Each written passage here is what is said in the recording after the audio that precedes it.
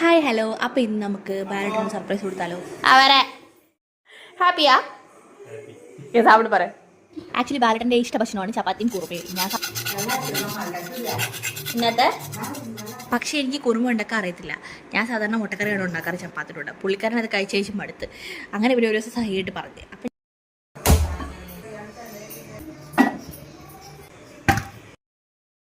പിന്നെ ഞാൻ യൂട്യൂബൊക്കെ നോക്കി പരീക്ഷണാർത്ഥം ഉണ്ടാക്കാതെ നോക്കി.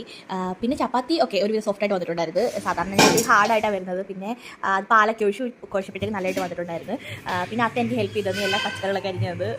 വീട്ടിലുള്ള പച്ചക്കറിയൊക്കെ വെച്ച് അഡ്ജസ്റ്റ് ചെയ്ത് ബീൻസും ക്യാരറ്റും കിഴങ്ങും സവാളയും.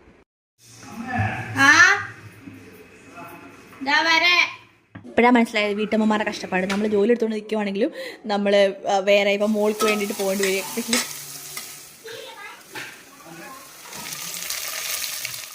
പുതിയതായിട്ട് അമ്മമാരായ